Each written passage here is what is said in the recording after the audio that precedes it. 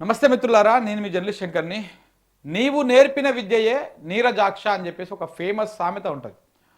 అంటే మనం ఏం నేర్పిస్తామో అదే మనకు వస్తుంది అని చెప్పేసి. సేమ్ రేవంత్ రెడ్డి గారి పరిస్థితి కూడా అట్లనే ఉన్నది. ఇప్పుడు తెలంగాణ రాజకీయాలల్లో రెండు మాటలు డిస్కషన్. ఒకటి రేవంత్ బూతులు వర్సెస్ రేవంత్కు బూతులు. రేవంత్ బూతులు అంటే రేవంత్ మాట్లాడే బూతులు ఇప్పుడు రేవంత్కు బూతులు అయినాయి. అవి ఇది ఎవరు నేర్పిరి ఈ విద్యని?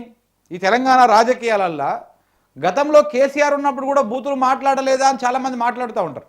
కానీ కేసీఆర్ బూతులు అవి బూతులు లెక్క తిట్టకపోతుండే. ఆయన ఒక సెటైర్ వేసేవాడు, సెటైరికల్గా మాట్లాడేవాడు. అంటే తెలంగాణ మాండలికంలో తెలంగాణ భాషలో కొన్ని మోటు పదాలు వాటిని సమయం సందర్భం పట్టేసి మాట్లాడాలి. కానీ తిట్లు వేరు, తిట్లు బూతులు వేరు. ఈ ఎటకారంగా మాట్లాడడం, సెటైర్ వేయడము ఇవి వేరు. కేసీఆర్ వేస్తే ఎటకారం లెక్క ఉంటుండే, ఇది ఇట్లా నానయా అట్లా నానయా ఇవి అవి అని చెప్పేసి ఉంటుండే. కానీ రేవంత్ రెడ్డి గారు ఎప్పుడైతే ముఖ్యమంత్రి అయ్యారో, ఆయన ముఖ్యమంత్రి అయినాక తిట్లు బూతులు మరి పరమ బూతులు అన్నీ కూడా తెలంగాణ రాజకీయాల్లో ఇమిడిపోయినాయి. ఆయన ముఖ్యమంత్రి అయినాక ముఖ్యమంత్రి తరీకలా బిహేవ్ చేయాలి. కానీ దౌర్భాగ్యమో మన దురదృష్టమో తెలియదు, కానీ ఆయన ముఖ్యమంత్రి డిసెంబర్ 7వ తారీఖు నాడు అయ్యిండు 2023. దాని తర్వాత ఒక 6 నెలలకే ఎంపీ ఎన్నికలు వచ్చినాయి. ఆ ఎంపీ ఎన్నికల ప్రచారం కోసము అవతల పార్టీని, ప్రతిపక్ష పార్టీని లేకపోతే బీజేపీని వాళ్ళని తిట్టడం కోసము, వాళ్ళని విమర్శించడం కోసము భయంకరంగా బూతులు వాడేసాడు. ప్రధానంగా బీఆర్ఎస్ పార్టీని, కేసీఆర్ను, కేటీఆర్ తిట్టడం కోసం భయంకరంగా బూతులు తిట్టేసాడు. ఆ బూతులన్నీ కూడా ఇప్పుడు ఆయనకి తిరిగి కొడతా ఉన్నాయి. ఇప్పుడు ఎందుకు ఈ వార్త, ఎందుకు ఈ వీడియో చేయాల్సి వస్తుంది అంటే, నిన్న మొన్న బాగా చూస్తా ఉన్నాం మనం సోషల్ మీడియాలో. కొంతమంది అంటా ఉన్నారు, కొంతమంది ఆంధ్ర ప్రాంతానికి సంబంధించినటువంటి జర్నలిస్టులు, కొంతమంది తెలంగాణ జర్నలిస్టులు, కొంతమంది అక్కడిక్కడ కొందరు మాట్లాడుతూ ఉన్నారు. కరెక్ట్ కాదు, ఎంతైనా ముఖ్యమంత్రి కదా, ముఖ్యమంత్రిని ఇట్లా తిట్టడం కరెక్ట్ కాదు, ముఖ్యమంత్రి అట్లా తిట్టకూడదు కదండి అని చెప్పేసి ప్రతిపక్ష నాయకులకి క్వశ్చన్లు వేస్తూ ఉన్నారు. అయితే సమస్య ఎక్కడ అయిందంటే, ఆయన నేర్పింది అది. ఒకసారి మనము టాలీ చేద్దాం, ఒకసారి మనం మాట్లాడదాం. ఈయన ముఖ్యమంత్రి అయిన తర్వాత ఆయన భాష, ఇటు బీఆర్ఎస్ వాళ్ళ భాష, బీజేపీ వాళ్ళ భాష ఒకసారి మనం టాలీ చేద్దాం. రేవంత్ రెడ్డి గారు ఒక్కరేనే కాదు, రేవంత్ రెడ్డి గారు అట్లనే, ఆయన కింద ఉన్నటువంటి వర్గం అట్లనే, ఆయన కింద సోషల్ మీడియాలో ఉన్నటువంటి ఆ బ్యాచ్ కూడా అంతే. అడ్డమైన బూతులకు తెగిడ్చిరు వాళ్ళు. తెగిడ్చేసి సోషల్ మీడియాలో ఇష్టం వచ్చినట్టు రాతలు రాసుడు, ఇష్టం వచ్చినటువంటి కామెంట్లు చేసాడు, ఏది పడితే అది అంటగట్టుడు. ఒక అవతల పార్టీ, అవతల వ్యక్తి, ఆ వ్యక్తికి ఉన్నటువంటి హోదా ఏంది, గతంలో ఆయన ఏం చేసిండు, 10 సంవత్సరాల పాటు ఈ రాష్ట్రాన్ని పరిపాలించిండు అనేటువంటి ఇంగితం కూడా లేకుండా ఇష్టం వచ్చినట్టు ఏకవచనంతో బూతులతోటి ఇలా కించపరిచేటువంటి విధంగా రేవంత్ రెడ్డి వర్గము, రేవంత్ రెడ్డి కింద ఉన్నటువంటి సోషల్ మీడియా బ్యాచ్ అంతా కూడా అదే చేసింది. ప్రధానంగా ఆయననే, ఆయన ముఖ్యమంత్రి అయినాక ఒక్కనొక్కరిని తొక్కుతా, పండబెట్టి తొక్కుతా, లాగులుడ వీక్తా, తొండలేస్తా, డ్రాయర్లు వీక్తా, మెడలేసుకుంటా, పేగులు వీక్తా, సావు బతుకు, కిరోసిన్ వేసుకొని చచ్చిపో, నిన్ను ఉరిదీస్తాం, ఉరిదీయాలే, ఇక ఇట్లా మస్తు కొడకల్లారా, ఇట్లాంటివన్నీ బొచ్చడు బూతులు తిట్టిండు ఆయన. అన్నీ బీపేసుకోవాల్సినటువంటి పదాలే. అంటే మనం మీడియాలో ఏదైనా కొంత భయంకరంగా బూతులు ఉంటే ఆ బూతులను మనము బీపేసేస్తాం, టూ అని చెప్పి సౌండ్ వేసేస్తాం. సో అన్నీ ఆ సౌండ్లు వేసేటువంటి బూతు మాటలే అన్నీ మాట్లాడి మన రేవంత్ రెడ్డి గారు. వీళ్ళు స్టార్టింగ్లో ఆయన తిడతా ఉంటే వీళ్ళు కొంత అంతే రివర్స్గా తిట్టకపోయేవాళ్ళు, బీఆర్ఎస్ వాళ్ళు కూడా కొంత సావధానంగా సమాధానం చెప్పారు. ఏంది ఆ భాష ఏంది, ఆ పద్ధతి ఏంది అని చెప్పేసి. ముఖ్యమంత్రి మాట్లాడాల్సిన భాష అట్లనే ఉంటుందా, అట్లనే మాట్లాడతారా ముఖ్యమంత్రి అని చెప్పేసి ఫస్ట్ వీళ్ళు పెద్ద రియాక్ట్ కాకపోయేవాళ్ళు, అంతే అగ్రెసివ్గా మాట్లాడకపోయేవాళ్ళు. ఇక కానీ చివరికి ఏమైంది, అది కుక్క కాటుకు చెప్పు దెబ్బ అన్నట్టు ఉంటుంది, ములును ములుతోనే తీయాలని అంటారు కదా. సేమ్ అట్లనే ఇక రేవంత్ రెడ్డి బూతులకి ఇక వీళ్ళు కూడా కొంత డోస్ పెంచారు. బీఆర్ఎస్ పార్టీ వాళ్ళు కూడా డోస్ పెంచేసి ఇటు కేటీఆర్ కొంత మాస్ లాంగ్వేజ్లో వేస్తూ ఉన్నాడు, ఇటు హరీష్ రావు అంతే మాస్ లాంగ్వేజ్లో దూసుకపోతా ఉన్నాడు. ఇప్పుడు వీళ్ళందరికీ జగదీష్ రెడ్డి కూడా తోడైంది. ఇప్పుడు అందరూ కొంత గట్టిగానే వేస్తూ ఉన్నారు. ఈ నేపథ్యంలోనే ఆ ముఖ్యమంత్రిని గట్ట తిట్టొచ్చా, ముఖ్యమంత్రి అట్లా అనకూడదు కదా అనేటువంటి డైలాగులు వస్తూ ఉన్నాయి. అయితే ఈ వీడియో చేయడానికి కారణం ఏంటంటే, ఇగో ఇక్కడనే ఈ ఒక్క వీడియో చూపిస్తాను మీకు, చూడండి. నిన్న జగదీష్ రెడ్డి గారు 10 టీవీకి ఒక ఇంటర్వ్యూ ఇచ్చారు. ఆ ఇంటర్వ్యూలో అక్కడ ఉన్నటువంటి న్యూస్ ప్రజెంటరు ఆ కళ్యాణ్ అన్న అడుగుతాడు, ఏమని అడుగుతాడు, మీరు హౌలే అనకూడదు కదా, ఆయన ముఖ్యమంత్రి కదా అని చెప్పేసి ఆయన అడుగుతాడు. అడిగిన దానికి జగదీష్ రెడ్డి గారి సమాధానం చూడండి ఎట్లా ఉందో. హౌలే అనే వర్డ్ వాడారు. ఆ హౌలే అనే వర్డ్ పై చాలా అభ్యంతరం వ్యక్తమైంది. కేటీఆర్ గారు మాట్లాడారు. ఎందుకు హౌలేగాన్ని హౌలేగాడకపోతే మరి ముఖ్యమంత్రి కదా, ఆయన ముఖ్యమంత్రి కదా, తెలంగాణ ముఖ్యమంత్రి. తెలంగాణ ముఖ్యమంత్రి గౌరవించరా? ముఖ్యమంత్రి లాగా ఎప్పుడు ప్రవర్తించిండు? ముఖ్యమంత్రి లాగా ఎప్పుడు ప్రవర్తించిండు? ఎప్పుడన్నా ఒక్క రోజు ఏది ఇలా 3 అడుగులు లేనోడు ఏకలింగము, ఏదో సార మోసిండు, ఏదో సోడా మోసిండు, ఏది కేసీఆర్ పట్టుకొని లాగా తొండలు వదులుతా ఒక తెలంగాణ తీసుకొచ్చిన ఒక నాయకుడిని, జీవితాన్ని పనిగా పెట్టి తెలంగాణ తెచ్చిన రాష్ట్రం ఒక నాయకుడిని తొండలు వదులుతా. సో ఇట్లా అంటే రేవంత్ రెడ్డి గారు మాట్లాడిన మాటలనే ఇప్పుడు మేము మాట్లాడుతూ ఉన్నాము. ఆయన హౌలేగాడు అన్నందుకు ఫీల్ అవుతా ఉన్నాడు రేవంత్ రెడ్డి. అది ఆ మాట ఎవరన్నారు? కేటీఆర్ గారు అన్నారు, ఒక హౌలేగాడు అని చెప్పేసి. ఆ మాటకు ఆయన ఫీల్ అయితే మరి ఆయన మంచోన్ లెక్క ఎప్పుడు బిహేవ్ చేసిండు? ఆయన మాట్లాడిన మాట అట్లనే ఉన్నాయి. ఏనాడన్నా ముఖ్యమంత్రి తరీకలా బిహేవ్ చేసిండా? నిజంగా కూడా మొన్న తుంగతుర్తి సభలకు పోయి 3 అడుగులు ఉంటాడు అని చెప్పేసి మాట్లాడండి. ఎవరిని? జగదీష్ రెడ్డిని పట్టుకొని.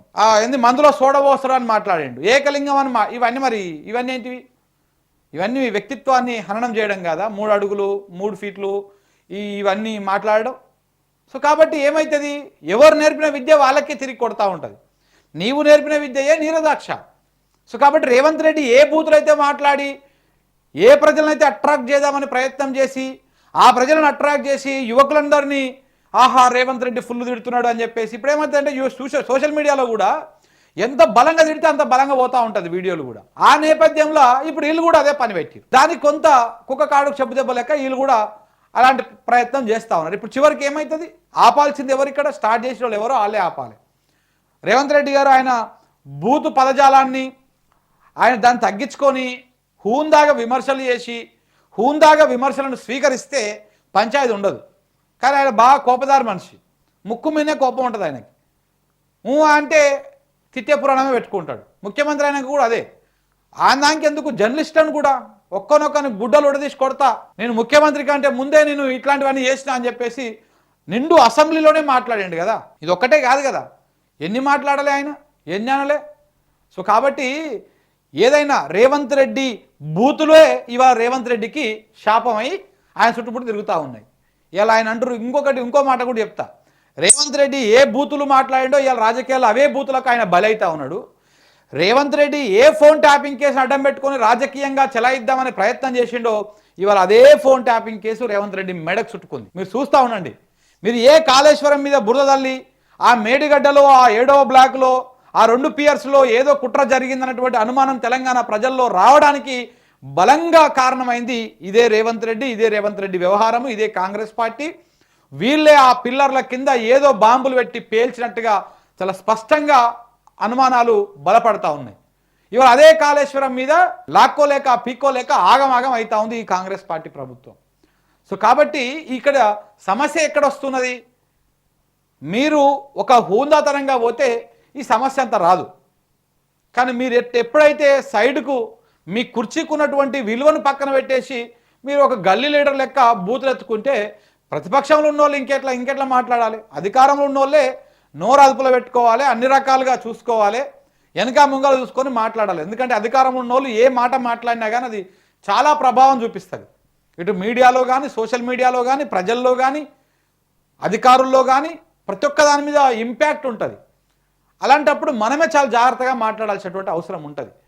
కానీ రేవంత్ రెడ్డి గారి తరీక అట్లా లేదు కంప్లీట్గా. ఇవాళ బూతులు తిడుతున్నారు అంటే ఎందుకు తింటారు చెప్పండి? ఎవరైనా తిడతారు. రోజు అదే పనిగా తిట్టుకుంటూ పోతూ ఉంటే చీమకు కూడా శరం వస్తుంది. చీమ కూడా సచ్చే ముందు కరిసి వస్తుంది బాగా బలంగా. ఒక పిల్లిని కూడా ఒక రూమ్లో వేసి బాగా దాన్ని హింస పెడితే చివరికి వచ్చి బొనిగ పట్టుకొని పీక్తుంది. మీరు అధికారం వచ్చింది, గెలిచిర్రు, 64 సీట్లు వచ్చినాయి. తర్వాత ఇంకొకటి యాడ్ అయింది, 65 అయినాయి. ఆల్రెడీ ఎంఐఎం దోస్తాన్లోనే ఉన్నది. ఓ 10 మంది ఎమ్మెల్యేలను గుంజుకున్నావు. వాళ్ళు 39 మందిని 38కి అయ్యిండ్రు. 38 నుంచి 10 మంది తీసుకుంటే 28 అయ్యిర్రు. 28 మందే ఉన్నారు బీఆర్ఎస్ వాళ్ళు. అటు బీజేపీ వాళ్ళు మీకు అన్నదండలు బాగానే ఉన్నాయి, బలంగానే ఉన్నాయి. ఒక బీఆర్ఎస్ ఒకవైపు ఉంటే ఇటు బీజేపీ, ఎంఐఎం, కాంగ్రెస్, సిపిఐ అందరు కలిసి ఒకదాని మీదనే ఉండ్రి. సో కాబట్టి ఇంకా వచ్చిన ప్రాబ్లం ఏంది? ఎందుకు అంత అభద్రతాభావంతో బూతు పురాణం అందుకోవడం, అవి అందుకోవడం వల్లనే ఇవన్నీ ఇలా స్టార్ట్ అయినాయి. సో కాబట్టి మరీ కూలిచ్చి తన్నించుకున్నట్టే ఉన్నది కథ. మీరు చేసి ఇప్పుడు అదే అవతల వాళ్ళు చేస్తూ ఉంటే అరే గిట్లు తిడతారా గిట్లా అంటారా. మొన్న ఫోన్ ట్యాపింగ్ కేసులో కొంతమంది ప్రెస్ మీట్లు పెట్టి ఏమైనా ఆధారం ఉందా, ముఖ్యమంత్రి మీద ఇట్లా మాట్లాడతాడా కౌశిక్ రెడ్డి, ముఖ్యమంత్రి మీద ఇట్లా మాట్లాడతాడా డాక్టర్ సంజయ్ చదువుకున్నాడు, ఇట్లా ఆరోపణలు చేస్తారా అని చెప్పేసి మాట్లాడారు. మరి మొన్నటిదాకా మీకేం ఆధారం ఉన్నది? ఏ ఆధారం ఉందని కేటీఆర్ గురించి మాట్లాడారు, ఏ ఆధారం ఉందని హరీష్ రావు గురించి మాట్లాడారు, ఏ ఆధారం ఉందని హీరోయిన్ల ఫోన్లు ఆ ఫోన్లు ఈ ఫోన్లు అని చెప్పేసి పెద్ద పెద్ద తమ్నేల్స్ పెట్టి చర్చ పెట్టిరు గంటలు గంటలు పెద్ద పెద్ద ఛానళ్ళల్లో. ఏ ఆధారం లేదు కదా, ఏ సిట్ ఆఫీసర్ చెప్పలేదు కదా. మీరు చేస్తేనే ఒకటి, అవతల వాళ్ళు చేస్తేనే ఒకటి, మీ దానికి వచ్చే వరకే నొప్పి తెలుస్తుంది అనమాట. రోజు తిట్టే కార్యక్రమం మీరు పెట్టకపోతే వాళ్ళు కూడా తిట్టకపోదురు కదా. రోజు మీరు తిడుతురనే ప్రజలే ఈసరించుకునే కాడికి వచ్చే చివరికి వీళ్ళకి ఇట్లనే బుద్ధి చెప్పాలరా అని చెప్పేసి వాళ్ళు కూడా అదే పని చేసిరి. ఇప్పుడు ఎవరిది నష్టమైంది? సో కాబట్టి మనం మారితే అవతల ఆ ప్రతిపక్షం కూడా మారుతుంది. అధికారంలో ఉన్నటువంటి రేవంత్ రెడ్డి గారు ఫస్ట్ మారాలి, దాని తర్వాత ఆయన కింద ఉన్నటువంటి శిష్యగణం మారాలి, సోషల్ మీడియాలో ఉన్నటువంటి వాళ్ళు మారితే అప్పుడు సమస్య ఈ రాజకీయాలు, ఈ బూతు రాజకీయాలు లేకుండా ఒక సాధారణమైనటువంటి రాజకీయాలు, అందరూ హర్షించే రాజకీయాలు ఉంటాయి. కానీ ఆ విధంగా వీళ్ళు ముందుకు పోతారా పోరా అనేది మాత్రమే ఇక్కడ ఆసక్తికరం. Thank you very much.